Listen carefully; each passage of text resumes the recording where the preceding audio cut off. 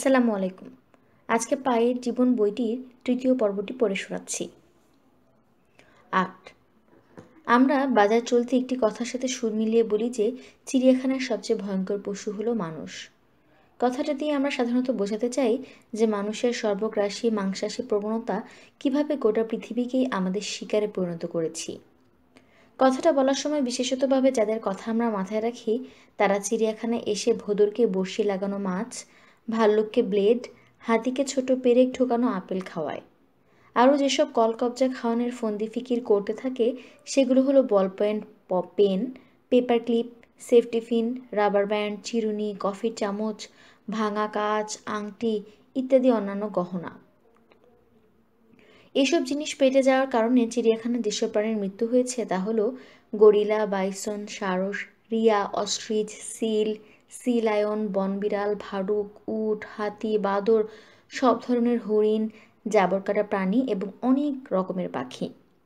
এসব কারণে মৃত্যু ঘটনার ক্ষেত্রে গলিয়াতের ঘটনাটি চিড়িয়াখানার লোকজনের কাছে সবচেয়ে বেশি সাড়া ফেলেছিল। গলিয়াত এক বিশাল দানব আকৃতির সিল, প্রায় 2 টন ওজন। ইউরোপের চিড়িয়াখানায় রীতিমতো তার তারকা খ্যাতি ছিল। সকল দর্শনার্থী তাকে ভালোবাসত। কেউ একজন তাকে দাঙ্গা বিয়ারের বোতল খাইয়েছিল, তাতে পাকস্থলীর ভিতরে রক্তক্ষরণে তার মৃত্যু হয়।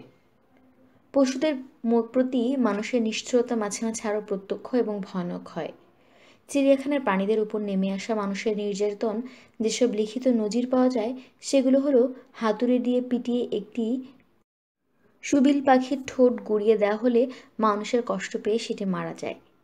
এক দর্শক ছুরি চালিয়ে একটি হরিণের দাড়ি এবং আঙুল পরিমাণ মাংস খুবলে তুলে নেয়। এই একই হরিণের উপর 6 মাস পরে বিষ প্রয়োগ স্বীকার করা হয়েছিল। দর্শকের দেয়া বাদাম নেয়ার জন্য হাত বাড়ালে ভেঙে দেয়া হয়। এক ঘটনায় এক হরিণের শিং কেটে ফেলা হয় করাত দিয়ে। এক জেব্রার পেটে তরবারি সেদিয়ে দেওয়া হয়। অন্যান্য পশুদের উপর নানান অত্যাচারের আরও অনেক ঘটনা শোনা যায়। চোখ উপড়ে ফেলা, যৌনাঙ্গ ক্ষতিগ্রস্ত করার লক্ষ্যে হাঁটার ছড়ি, ছাতা, চুলের কাঁটা, উল বোনার কাঁটা, কাঁচি ইত্যাদি হেন জিনিস নিয়েই যে নানা জিনিস দিয়ে যা দিয়ে পশু পাখির উপর আক্রমণ করা হয়নি। বিষা খাওয়ানো হয় মাঝে মাঝে। এর চেয়েও জঘন্য নজিরও আছে। বাদর, ঘোড়া এবং পাখিদের রতিক্রিয়ার বাধা দিয়েছে মানুষ। গোড়া ধর্মান্ধ এক লোক এক সাপের মাথা কেটে নিয়েছে। এক উন্মাদ প্রস্রাব করেছে একদল হরিণের মুখে। তবে পন্ডিচেরিতে আমাদের কপালটা তুলনামূলকভাবে ভালোই ছিল। ইউরোপ আমেরিকা চিড়িয়াখানার মতো ধর্ষণকামীদের ভিড়ে আমরা বাঁচতে পেরেছি। তবে একেবারেই যে কিছু হয়নি তা নয়। সোনালি রঙের একটা আগুতি খোয়া গেছে আমাদের। বাবার সন্দেহ কেউ একজন চুরি করে খেয়ে ফেলেছে। এছাড়া বিভিন্ন রকম পাখি যেমন ফিজেন্ট, ময়ূর, ম্যাকাও প্রভৃতি সৌন্দর্যলোভী লোকজনের লালসার শিকারে পতিত হয়ে পালক হারিয়েছে। ছুরি হাতে মাউস হরিণের ঘেরে ঢোকার সময় আমরা এক দর্শককে হাতে নাতে ধরে ফেলি। তখন কৈফিয়ত হিসেবে সে বলে দুষ্ট রাবণকে শায়েস্তা করতে যাচ্ছে সে। আরেকজন একটা গোখরা সাপ চুরি করতে গিয়ে ধরা পড়ে। লোকটা ছিল সাপুড়ে, তার নিজের সাপ মারা গিয়েছিল। ধরা পড়ার ফলে সাপটা রেহাই পায় এবং তার বাকি জীবনের কৃতদাসত্ব এবং কানের কাছে বাজে সঙ্গীত শোনার হাত থেকে লোকটা রেহাই পেয়ে সাপটার মরণ ছোবল থেকে। কারো কারো খাঁচার ভেতর প্রাণীগুলোকে বড্ড নিরুত্তেজ মনে হয়, তাই উত্তেজিত করার জন্য অনেক সময় পাথর ছুঁড়ে মারে। একবার এক মহিলার শাড়ির আঁচল থাবা দিয়ে ধরেছিল এক সিংহ, আর তার সঙ্গে সঙ্গে লাঠিবের মতো ঘুরতে লাগলেন মহিলা। লাজ লজ্জা রক্ষার চেয়ে জীবন রক্ষাই তার কাছে বেশি জরুরি হয়ে উঠল তখন। পরে জানা গেল ব্যাপারটা দুর্ঘটনাবশত ঘটেনি। মহিলা সামনের দিকে বেশি ঝুঁকে খাঁচার ভেতরে হাত ঢুকিয়ে দিয়ে সিংহের মুখের সামনে তার শাড়ির আঁচল তোলাচ্ছিলেন। তবে কী যে তার ইচ্ছা ছিল তা বিধাতাই জানেন। তিনি অক্ষত অবস্থায় রেহাই পেয়েছিলেন। এই ঘটনায় মজা পাওয়া লোকের অভাব ছিল না। তাদেরকে কেউই সাহায্যে এগিয়ে এসেছিল। বাবার জেরার মুখে বিক্ষুব্ধ মেয়েটি জবাব দিল, কে জানতো সিংহ মেয়েদের শাড়িও খায়? আমি তো কেবল শুনেছি ওরা কেবল মাংস খায়। আমাদের কাছে সবচেয়ে ঝামেলা সৃষ্টিকারী লোক ছিল তারা, যারা খাঁচার পশু পাখিকে খাবার দিত। পন্ডিচেরির চিড়িয়াখানার পশু ডাক্তার অটল পেট খারাপ করা পশুর সংখ্যা দেখেই বলে দিতে পারতেন চিড়িয়াখানায় সেদিন দর্শনার্থী কেমন এসেছে। তিনি বলতেন, বেশি শর্করা, বেশি চিনি খাওয়ার কারণেই বেশিরভাগ পশুর বদহজম বা গ্যাস্ট্রিক হচ্ছে। আমরা মাঝে মাঝে চাইতাম দর্শনার্থীরা আর কিছু না খাইয়ে পশু পাখিদের শুধু মিষ্টিই খেতে দিক। সবাই ভাবে পশুদের যা দেয়া হবে তারা তাই খেতে পারে, কোনো রকম স্বাস্থ্য সমস্যাই হয় না। ব্যাপারটা মোটেই এরকম নয়। আমাদের এক স্লথ ভালুককে একবার পচা মাছ খাইয়েছিল এক লোক। এতে মারাত্মক পেটের পীড়ায় ভুগেছিল সে, অথচ লোকটা ভাবলো মাছ খাইয়ে সে একটা পুণ্যের কাজ করেছে। চিড়িয়াখানায় টিকিট কাটার বুথ পেরোলেই দেয়ালে বাবা উজ্জ্বল করে রঙে লিখে রেখেছিলেন প্রশ্নটা, আপনি কি জানেন চিড়িয়াখানার সবচেয়ে বিপজ্জনক প্রাণী কোনটি? লেখাটার পাশে তীর চিহ্ন এঁকে পাশে একটা পর্দা নির্দেশ করা ছিল। ওপাশে কি আছে দেখার জন্য প্রতিদিন এত বিপুল উৎসাহী লোক পর্দাটা সরাতো যে আমাদের নিয়মিত পর্দাটা বদলাতে হতো। ওপাশে রাখা ছিল একটা আয়না। তবে আমার নিজেকে বিপন্ন করে পরে জানতে হয়েছিল বাবা বিশ্বাস করতেন মানুষের চেয়েও অনেক গুণ বিপজ্জনক একটি জন্তু রয়েছে। সেটা এমন একটা জন্তু যেটা সর্বত্রই পাওয়া যায়, প্রতিটা মহাদেশে, প্রতিটা জনবসতিতে সেবার দেখা মেলে। মানুষের চোখে সেটা প্রত্নপ্রতিম প্রাণী। আমরা প্রত্যেকে সেটাকে দেখেছি, এমনকি হয়তো সেরকম একটা প্রাণীর মালিকও আমরা। এটা এমন একটা প্রাণী যে মিষ্টি চেহারার, মিশুক আদুরে, একাগ্র, উচ্ছল এবং সহমর্মী। প্রতিটি খেলনার দোকানে বা শিশুদের চিড়িয়াখানায় এই প্রাণীগুলো ওত পেতে থাকে। এই নিয়ে অসংখ্য কাহিনী চালু রয়েছে। এরা সেই ভয়ঙ্কর রক্তপিপাসু কলুষিত প্রাণী যা একটু আগে বলা বিকৃত বাতিগ্রস্ত লোকগুলোর মধ্যে বিরক্তির আগুন জ্বেলে দেয়া এবং তারা প্রতিশোধবশত হাঁটার ছড়ি এবং ছাতার লাঠির খোঁচা দেয় পশুগুলোকে। আমরা উভয় ক্ষেত্রে একটা পশুর দিকে তাকাই, কিন্তু দেখি একটা আয়নাকে।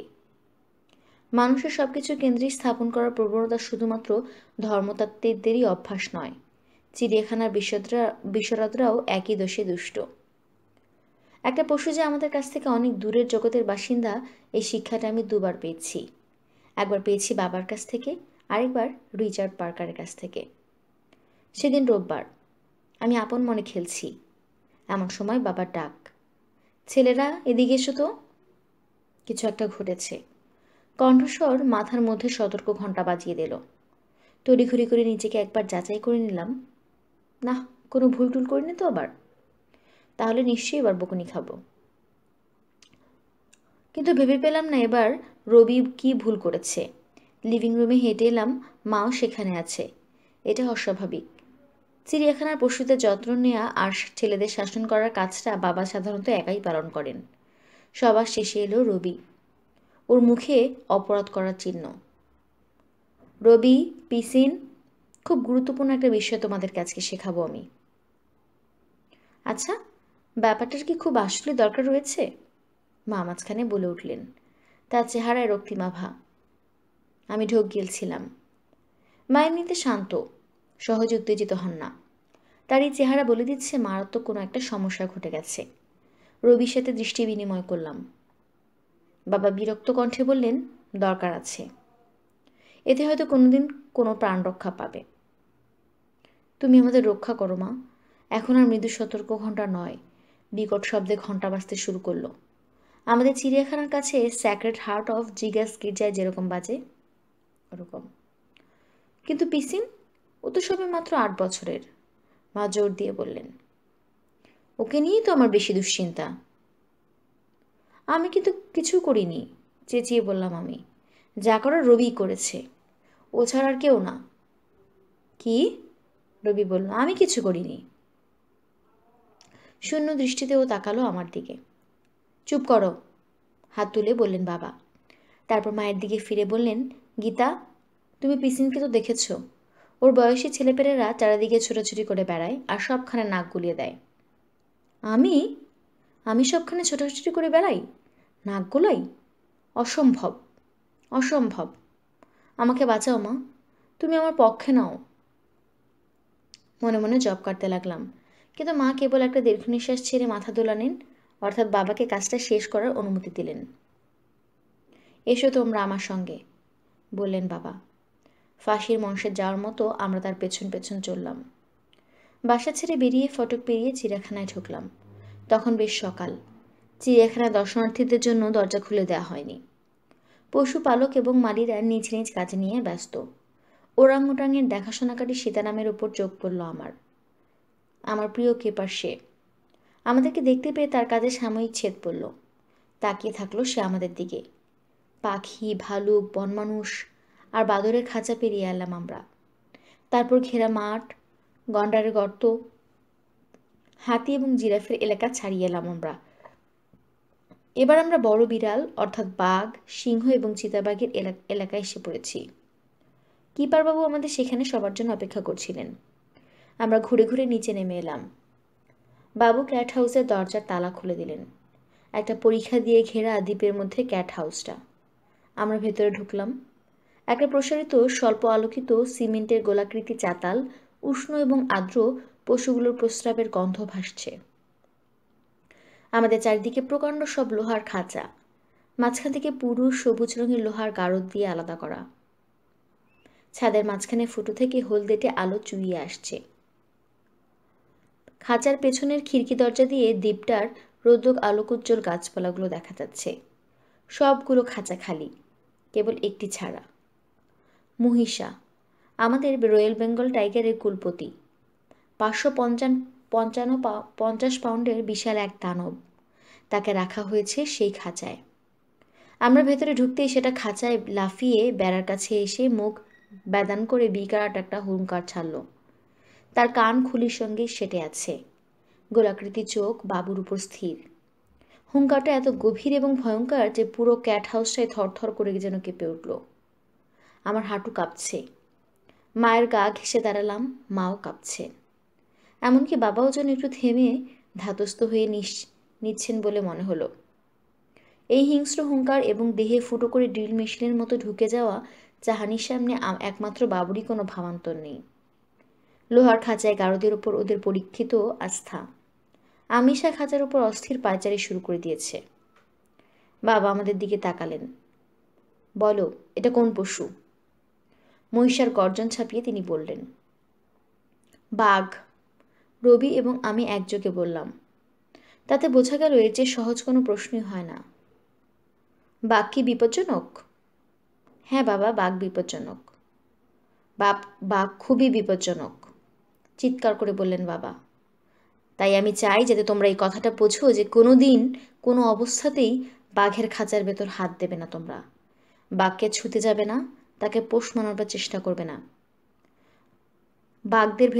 খাঁচাদের ভেতরে হাত ঢুকাবে না এবং খাঁচার খুব বেশি কাছেও যাবে না। পরিষ্কার? রবি? রবি প্রবলভাবে মাথা নাড়ালো। পিসিন? আমি আরও জোরে মাথা দোলালাম। বাবা আমার দিকে তাকিয়ে থাকলেন। আমি এত জোরে মাথা দোলালাম যে ঘাটটা মোটকে যে কোনো সময় পড়ে যায়নি, সেটাই আশ্চর্য। আমরা নিজের পক্ষে সাফাই গাইতে গিয়ে এই স্থলে আমাকে বলতে হচ্ছে যে ওই বয়সে আমি যদি পশু পাখিদের মানুষ হিসেবে কল্পনা করতাম, আমার জগতে তারা চস্তু ইংরেজি বলতে পারত। এই যেমন ফিজেন্ট পাখি হয়তো তাদের উন্নাসিক ইংরেজি উচ্চারণে অভিযোগ করেছে ঠান্ডা চা খাবে না। বেবুনরা আমেরিকান গ্যাংস্টারদের মতো ভয়ঙ্কর কণ্ঠস্বরে ব্যাংক ডাকাতির পরিকল্পনা আঁটছে। তবে এইসব কল্পনা আমি নিজে করতাম সজ্ঞানে। আমার কল্পনার রাজ্যে আমি পশু পাখিদের জেনে শুনে নানা রকম পরিচিতি পোশাক করাতাম। কিন্তু তাই বলে আমাদের এইসব খেলার সাথীদের প্রকৃত স্বভাব সম্পর্কে আমার কোনো বিভ্রান্তি ছিল না। বাঘ যে কেমন বিপজ্জনক তা আমি তোমাদের দেখাচ্ছি, এই বলে চললেন বাবা। আমি চাই সারা জীবন এই শিক্ষা তোমাদের মনে থাকবে। বাবুর দিকে ফিরে মাথা নাড়লেন তিনি। বাবু বেরিয়ে গেল। মহিষার চোখ বাবুকে অনুসরণ করল। যে দরজা দিয়ে বাবু বেরিয়ে গেল সেটার দিকে ঠায় তাকিয়ে থাকলো বাঘটা। একটু পরেই 4 পা বাঁধা একটা ছাগল কোলে এসে ফিরে এলো বাবু। মা পেছন থেকে আঁকড়ে ধরলেন আমাকে। ছাগলটাকে দেখা মাত্রই বাঘটার ক্রুদ্ধ গড়গড় আওয়াজ গলার ভেতর থেকে গভীরভাবে এসে গর্জনে রূপ নিল। বাঘটার খাঁচার তালা খুলে ভেতরে ঢুকে ভেতরটার মধ্যে সেখানে তালা লাগিয়ে দিলেন বাবু। মাঝখানের মোটা মোটা গরদের এবং ট্র্যাপডোর দুটো খাঁচাকে আলাদা করছে। মহিষা এসে গরদে খাবা মেরে 2 পায়ে দাঁড়ালো। এবার গর্জনের সাথে একটা হুপ হুপ শব্দে আওয়াজ করছে। বাবু ছাগলটাকে মেঝেতে নামিয়ে রাখলো। থরথর করে কাঁপছে ছাগলটা। জিভ বেরিয়ে এসে ঝুলছে। 2 চোখ বনবন করে ঘুরছে কোটরের মধ্যে। বাবু ছাগলটার পায়ের বাঁধন খুলে দিল। ছাগলটা উঠে দাঁড়িয়েছে। বাবু এরকম সাবধানতার সঙ্গে খাঁচা থেকে বেরিয়ে এলো। খাঁচাটার দুটো মেঝে, একটা আমরা যে সমতলে দাঁড়িয়ে আছি সেই সমতলে, আরেকটা পেছনে 3 ফিট উঁচুতে। ওটা দিয়ে খাঁচার বাইরের খোলা জায়গায় যাওয়া যায়। ছাগলটা হাঁচর পাচর করে দ্বিতীয় মেঝেটায় উঠে পড়ল। এখন বাবুর দিকে খেয়ালই নেই মহিষার। খাঁচার মধ্যে তরল অনায়াস ভঙ্গিতে দ্রুত ঘুরছে ওটা। একটু পর চক্কর নামিয়ে বসে পড়ল স্থির হয়ে, মৃদু লেজ নাড়ছে কেবল। বাবু 2 খাঁচার মাঝখানে ট্র্যাপডোরে গিয়ে চলল। তারপর ধীরে ধীরে তুলতে লাগলো ট্র্যাপডোরটা। ক্ষুধা নিবৃত্তি হবে বুঝতে পেরে মহিষা নিশ্চুপ হয়ে গেল। সেই মুহূর্তে একসঙ্গে দুটো শব্দ শুনলাম। বাবা বলছেন এই শিক্ষাটা কখনো ভুলবে না। বলার সময় তিনি থমথমে চোখে তাকিয়ে থাকলেন, আর শুনলাম ছাগলের ব্যায়া ব্যায়া ডাক। ছাগলটা হয়তো গোড়া থেকে এভাবেই ডেকে যাচ্ছিল, আমরা শুনতে পাইনি। আমরা ধুকফুক করতে থাকা হৃৎপিণ্ডে মায়ের হাত চেপে ধরে টের পেলাম। ট্র্যাপডোরটা তীব্র ক্যাচক্যাচ শব্দে আপত্তি করে উঠল। ওপাশে দাঁড়ানোর মহিষার, তাকে দেখে মনে হচ্ছে গরাদ ভেঙে বেরিয়ে আসবে। বাঘটাকে দেখে মনে হচ্ছে যে জায়গায় দাঁড়ালে ছাগলটাকে নাগালের বাইরের চেয়েও সবচেয়ে কাছে থাকে সেইখানে দাঁড়িয়ে থাকবে, নাকি নিচের মেঝেতে এসে ধীরে ধীরে খুলতে থাকা দূরবর্তী ট্র্যাপডোরটার কাছে এসে দাঁড়াবে, এটা নিয়েই সে দ্বিধায় ভুগছে। বাঘটা নিজেকে একটু উপরে তুলে আবার গড়গড় করতে লাগলো। ছাগলটা এবার লাফাতে শুরু করেছে। অবিশ্বাস্য উঁচুতে লাফিয়ে উঠেছে সেটা। ছাগল যে এত উঁচুতে লাফাতে পারে আমার জানাই ছিল না, কিন্তু পালানোর উপায় নেই। খাঁচার পেছনের দিকটায় সিমেন্টের উঁচু দেয়াল। হঠাৎ ঝট করে খুলে গেল পুরো ট্র্যাপডোর।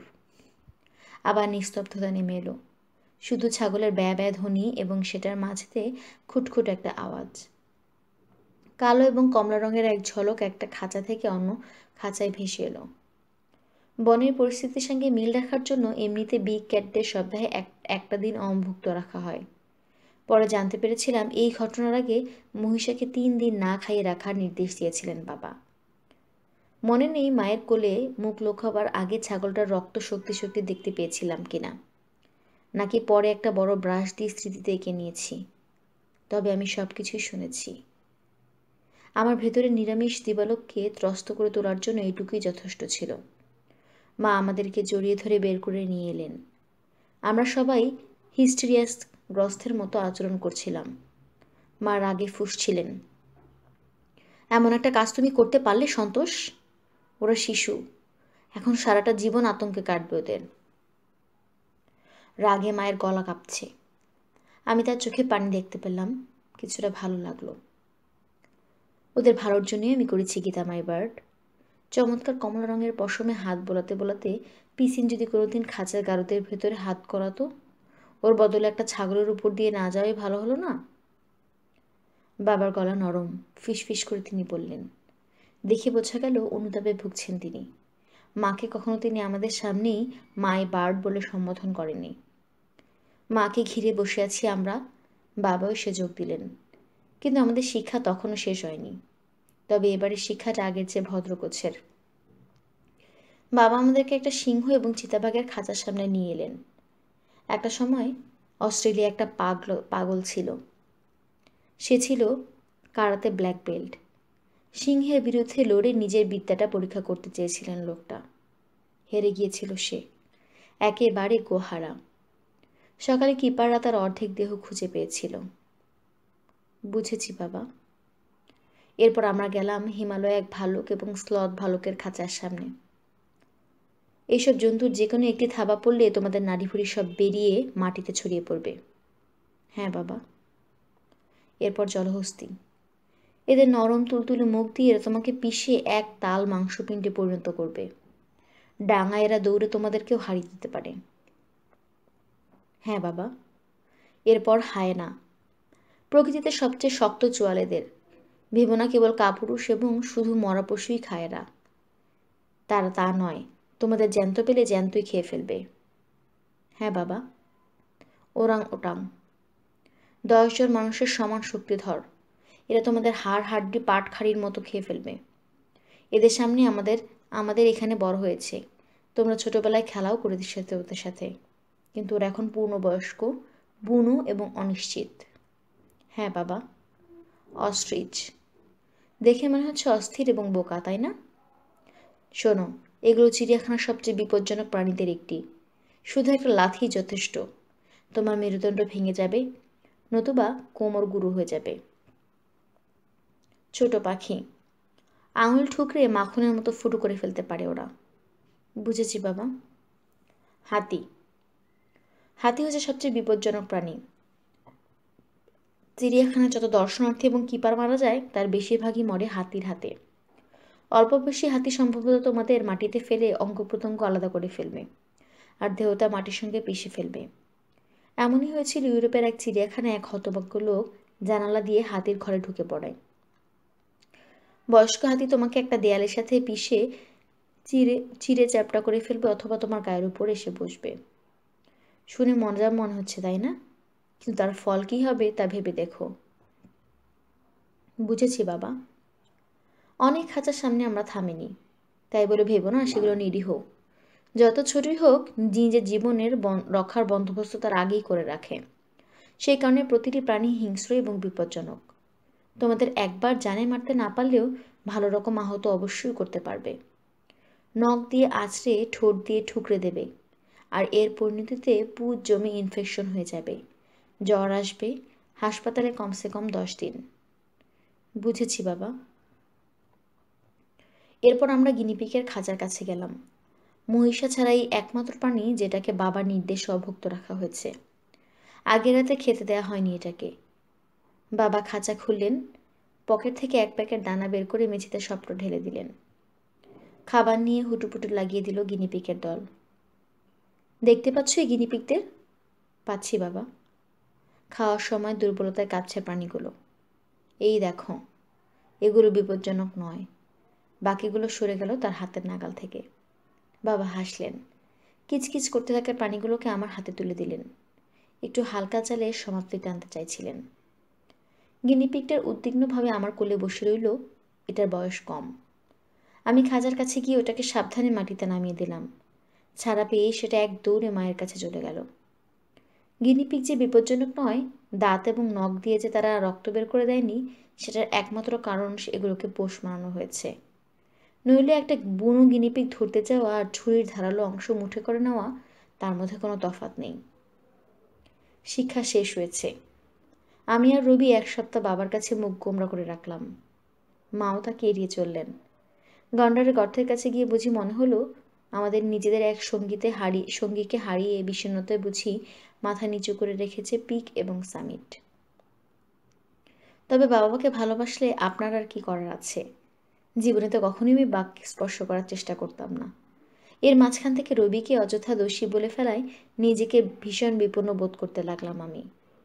পরবর্তী বেশ কয়েকটা বছর যখনই আমাকে ভয় দেখানোর দরকার হয়েছে, রবি আমার কানের কাছে মুখ এনে ফিসফিস করে বলেছে, আমি তো শুধু অপেক্ষা করছি, তুই হবি পরবর্তী ছাগলটা। 9. মানুষের উপস্থিতি সম্পর্কে পশু পাখিদের অভ্যস্ত করে তুলতে পারাই হচ্ছে চিড়িয়াখানা চালানোর বিদ্যার কেন্দ্রবিন্দু। এই বিদ্যার মূলে রয়েছে পশু পাখির পলায়ন দূরত্ব কমিয়ে আনা। পশু তার শত্রুকে সর্বনিম্ন যে দূরত্বে রাখতে চায়, সেটি হলো ওই পশুর পলায়ন দূরত্ব। আপনি গজের মধ্যে চলে হলেও একটা ওয়াইল্ড ফ্লেমিঙ্গো কিছুই মনে করবে না। দূরত্ব আরেকটু কমান, দেখবেন সেটা উত্তেজিত হয়ে উঠছে। আরও কাছে যান, দেখবেন সেটার মধ্যে উড়াল দেওয়ার একটা প্রবণতা চলে এসেছে। আপনি আবার 300 গজের দূরত্বে গিয়ে না দাঁড়ানো পর্যন্ত সেই একই প্রতিক্রিয়া থাকবে। এক এক প্রাণীর পলায়ন দূরত্ব এক এক রকম, আর তারা এই দূরত্ব মাপেও এক এক পদ্ধতিতে। বিড়াল দেখে, হরিণ শোনে, ভালুক গন্ধ শুকে। মোটর গাড়িতে থাকলে একটা জিরাফ আপনাকে দেখে তার 30 গজের মধ্যে যেতে দেবে, অথচ পায়ে হাঁটা অবস্থায় আপনাকে 150 গজ দূরে থাকতেই দৌড় দেবে। ফিডলার কাকলা আপনাকে 10 গজের মধ্যে দেখতে পালাবে। আপনি 20 গজের মধ্যে গাছে ডালপালার দিকে তাকাতে শুরু করবে হাওলার বাদর। আফ্রিকান মহিষ প্রতিক্রিয়া দেখাবে আপনি 75 গজের মধ্যে গেলে। আমাদের পক্ষে এই দূরত্ব কমিয়ে আনার উপায় ছিল তাদের সম্পর্কে জ্ঞান বাড়ানো, তাদেরকে খাবার এবং আশ্রয় দেওয়া, আর নিরাপত্তা নিশ্চিত করা। তাতে কাজে দিলে আমাদের ফলাফল হিসেবে পেতাম মানসিক শান্ত, নিরুদ্বিগ্ন বন্য পশু পাখি। তখন এসব প্রাণী শুধু ধীর স্থির হয়েই বসে থাকে তাই নয়, এগুলো সুস্বাস্থ্যেরও অধিকারী হয়, দীর্ঘজীবী হয়। কোনোরকম হট্টগোল না করে খাওয়া দাওয়া সারে, স্বাভাবিক এবং সামাজিক আচরণ করে, এবং সবচেয়ে ভালো লক্ষণ যেটা তা হলো তারা প্রজননে অংশ নেন। আমি এমন দাবি করছি না যে আমাদের চিড়িয়াখানায় সান কিংবা টরন্টো বা বার্লিন, সিঙ্গাপুর চিড়িয়াখানার সমপর্যায়ের, তবে একটা ভালো চিড়িয়াখানার মালিককে আপনি দাবিয়ে রাখতে পারবেন না। বাবা স্বভাবসুলভভাবেই চিড়িয়াখানা বিশারদ ছিলেন। এই বিষয়ে প্রাতিষ্ঠানিক শিক্ষা প্রশিক্ষণের অভাবে তিনি তার সহজাত ধীশক্তি এবং সূক্ষ্ম পর্যবেক্ষণ দিয়ে পুষিয়ে নিয়েছিলেন। একটা পশুর দিকে তাকিয়ে সেটা কি মনে মনে ভাবছে তা বুঝে নিতে পারার ক্ষমতা ছিল বাবার। নিজ দায়িত্ব সম্পর্কে সবসময় মনোযোগী ছিলেন তিনি। আর এর ফলে চিড়িয়াখানায় পশু পাখিদের সংখ্যা বাড়তে লাগলো। কোনোটির সংখ্যা মাত্রাতিরিক্ত বেশি বেড়ে গেল। 10। এত কিছুর পরেও এমন কিছু পশু পাখি থাকবেই যারা চিড়িয়াখানা থেকে পালানোর সুযোগ খোঁজে। আর সেগুলোই পালানোর সম্ভাবনা বেশি যেগুলোকে তাদের জন্য অনুপযুক্ত খাঁচায় রাখা হয়েছে। প্রতিটি প্রাণীর নিজস্ব আবাসের চাহিদা পূরণ করে দিতে হয়।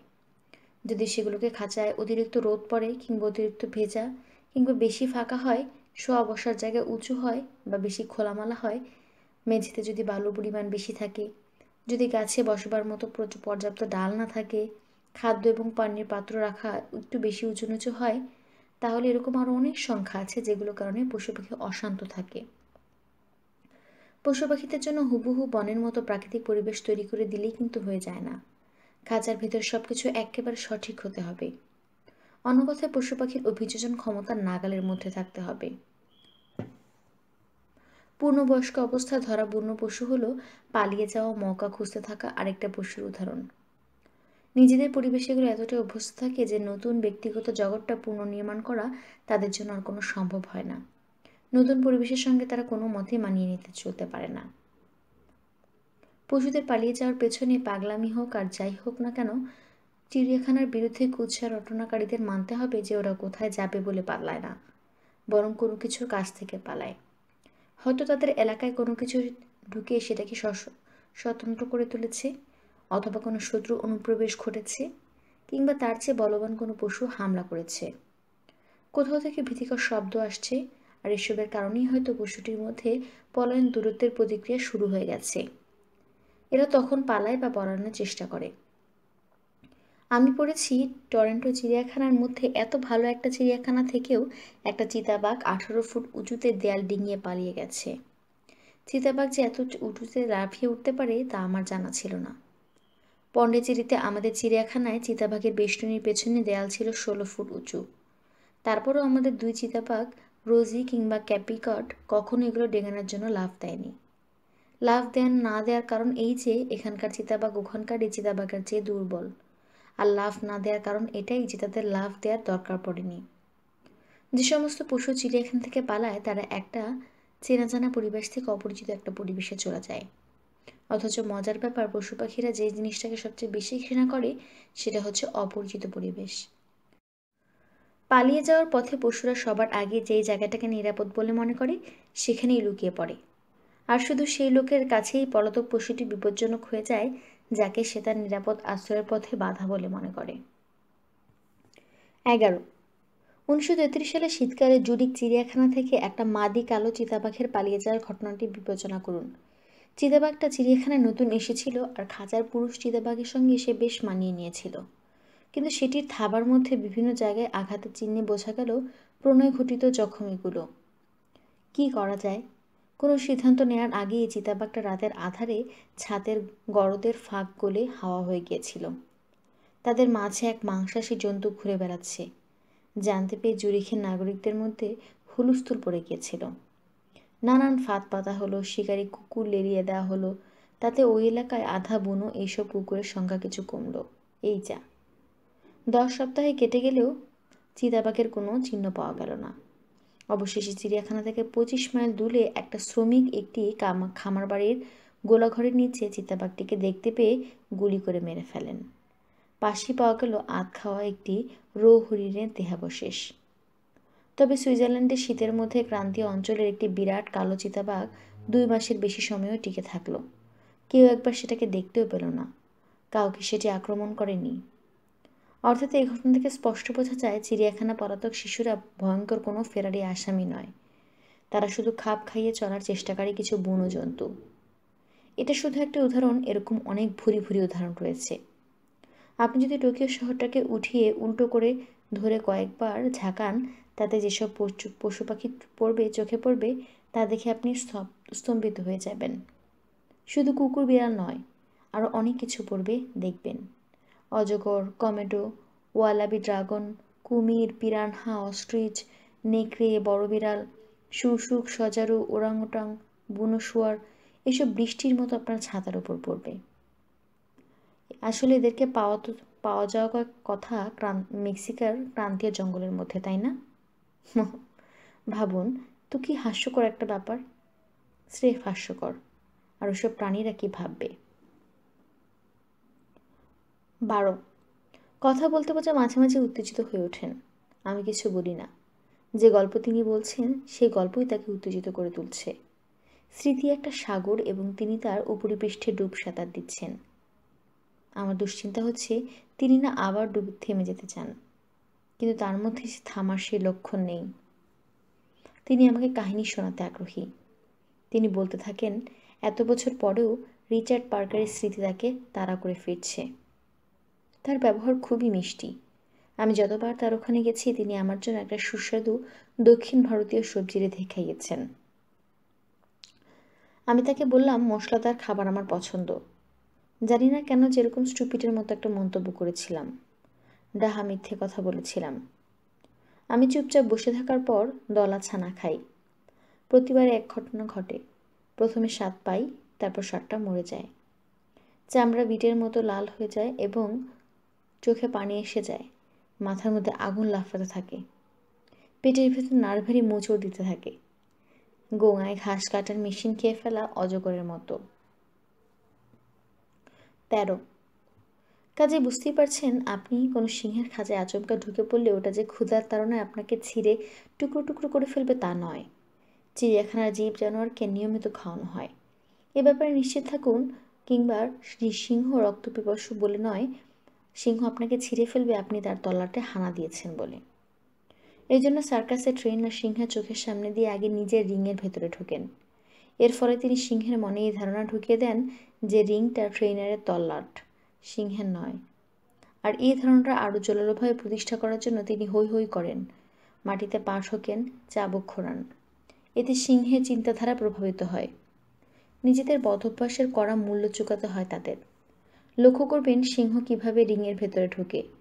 মহাশক্তিধর এক হিংস্র বন পশু, বনের রাজা যার নাম, সেই রাজা লেজ নিচু করে হামাগুড়ি দিয়ে রিংয়ের ধার ঘেঁষে লুকোতে চায়। কিন্তু রিং সবসময় গোলাকৃতি হয় বলে তাদের লুকাবার কোনো জায়গা থাকে না। তখন তাদের সামনে একটা মহাপ্রভুত্বকারী পুরুষ এবং এই পুরুষের কাছে তাদের আত্মসমর্পণ করতে হয়। তাই তারা বিরাট হাঁ করে বসে পড়ে। প্রভুর নির্দেশ পেলে রিংয়ের মধ্যে লাফ মেরে আরেক পাশে চলে যায়। টিউবের মধ্য দিয়ে হামাগুড়ি দেয়, পেছনে হাঁটে, গড়াগড়ি খায়। এই ব্যাটা তো ভারী আজব, আবছা ভঙ্গিতে ভাবে সিংহরা। এদের মতো উঁচু দরের সিংহ আগে দেখিনি। এর দিমাগ তো কম নয়। আমাদের পেট ভরা, আর আমাদের সত্যিকার বন্ধুরা কি এ ব্যাটার নর্তন কুর্দন দেখতে ভালোই লাগছে। সারাক্ষণ এভাবে জবুথবু হয়ে বসে থাকা খুবই বিরক্তকর। তবে তাও ভালো যে ভাল্লুকের মতো সাইকেল চালাতে বা শিম্পাঞ্জির মতো উড়ন্ত চাকরিতে লুফে নিতে হচ্ছে না।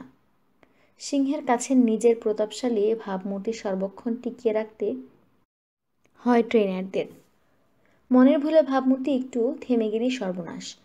পশুরা যে বৈরী এবং আক্রমণাত্মক আচরণ করে অধিকাংশ ক্ষেত্রেই সেটা সামাজিক নিরাপত্তাহীনতার বহিঃপ্রকাশ। আপনার সামনে দাঁড়ানো পশুটিকে আপনাকেই বুঝিয়ে দিতে হবে তার সঠিক অবস্থান কোথায়, আপনার নিচে না উপরে। সামাজিক পদমর্যাদা জীব জানোয়ারের জীবনাচরণের মূল পরিচালিকা শক্তি। এই পদমর্যাদায় ঠিক করে দেয় কখন তারা কার সঙ্গে মিশবে, কিভাবে মিশবে, কখন কোথায় খেতে পারবে, কখন কিভাবে বিশ্রাম নিতে পারবে। পশু যতক্ষণ না পর্যন্ত নিজের মর্যাদা সম্পর্কে নিশ্চিত হতে পারছে ততক্ষণ সেটি অসহনীয় নৈরাজ্যের মধ্যে কাটায়। তখন এটি অস্থির এবং ছটফটে এবং বিপজ্জনক হয়ে ওঠে। হেডিগার বলেছেন, দুটি প্রাণীর দেখা হলে যে প্রাণী তার প্রতিপক্ষের মনে ভীতি সঞ্চার করতে পারে সেটি সামাজিক মর্যাদা উচ্চতর হিসেবেই গণ্য হয়। কাজেই সবসময় লড়াইয়ের মাধ্যমেই যে পশু পাখির সামাজিক পদমর্যাদা নির্ধারণ হবে তা নয়। শুধু মুখোমুখি হলেই অনেক সময় কাজ হয়ে যায়। এক প্রাজ্ঞ জীবজন্তু বিশারদের মন্তব্য এটি। মিস্টার হেডলার বহু বছর চিড়িয়াখানার পরিচালক ছিলেন। প্রথমে ব্যাসেল, পরবর্তীকালে জুরিক চিড়িয়াখানার। পশু পাখিদের আচার আচরণের ব্যাপারে বিশেষজ্ঞ তিনি। প্রশ্নটা পেশিশক্তির ওপর ধীর শক্তির কর্তৃত্ব স্থাপনের। সার্কাসের ট্রেনাররা যে হিংস্র পশুদের বশ করে ফেলেন তার কৌশলটা পুরোপুরি মনস্তাত্ত্বিক। অপরিচিত পরিবেশ, ট্রেনারের দাঁড়ানোর ঋজু ভঙ্গি, শান্ত অভিব্যক্তি, স্থির চাহনি, নির্ভয়ে সামনে এগিয়ে আসা, অদ্ভুত আওয়াজ ইত্যাদি অজস্র উপাদান পশুটির মনে ভয় এবং সন্দেহ সৃষ্টি করে। এসব উপাদান স্পষ্ট করে বুঝিয়ে দেবে তাদের অবস্থান কোথায়। সেই কথাটি তারা জানতে চায়। সন্তুষ্ট হলে নাম্বার 2 এর পদমর্যাদাপ্রাপ্ত সিংহ বসে পড়বে, আর নাম্বার 1 এর পদমর্যাদা লাভকারী ট্রেনার তখন দর্শকদের দিকে ফিরিয়ে চেঁচিয়ে বলতে থাকবেন, লেডিস অ্যান্ড জেন্টেলম্যান, শো চলতে থাকুক, আর এবার সত্যিকার আগুনের গোলার মধ্য দিয়ে। 14। মজার ব্যাপার হলো সার্কাসদের ট্রেনারদের কৌশলের কাছে সবচেয়ে বাধা পশু সিংহের সামাজিক মর্যাদা সবার নিচে, একেবারে স্তরে। একজন ক স্তরের ট্রেনারের সঙ্গে ঘনিষ্ঠ সম্পর্ক থেকে সিংহ সবচেয়ে বেশি শিক্ষা গ্রহণ করে। সেটা কেবল বাড়তি কিছু জারিজুরি প্রশিক্ষণের ব্যাপারে নয়। এই ট্রেনারের সঙ্গে ঘনিষ্ঠ সম্পর্ক তার প্রজাতির অন্যান্যদের হাত থেকে তাকে রক্ষা করবে। এটা সেই সন্তুষ্ট অথচ পাবলিকদের কাছে বনের আর 10টা পশুর মতোই বিশাল দেহী এবং স্বভাবে দুর্দান্ত পশুটিকেই প্রদর্শনীর মূল আকর্ষণ বানান ট্রেনার। তাকে দিয়ে অধিকাংশ খেলা দেখান, আর খিটমিটি মেজাজের খ এবং গ স্তরের পশুগুলোকে নিষ্ক্রিয় করে রিংয়ের চারিদিকে ড্রামের উপর বসিয়ে রাখেন। অন্য সব পশুর বেলাতে এই একই কথা প্রযোজ্য। চিড়িয়াখানাতে এরকম দৃশ্য অহরহ দেখা যায়। যেসব প্রাণী সামাজিকভাবে নিচু স্তরের সেগুলোকে বাগে আনতে মালিকদের খুব বেশি বেগ পেতে হয়। চেষ্টা চরিত্রের পর একেবারে বশ মানানো গেলে সেগুলোই হয়ে ওঠে সবচেয়ে বিশ্বস্ত এবং প্রতিষ্ঠানের জন্য অপরিহার্য। তাদের প্রতিরোধ করার বা ঝামেলা করার সম্ভাবনা কম। বাঘ, বাইসন, হরিণ, বন্য ভেড়া, বাদর প্রভৃতি প্রাণীর ক্ষেত্রে এটা দেখা গেছে। চিড়িয়াখানার পেশার সবারই এটা জানা।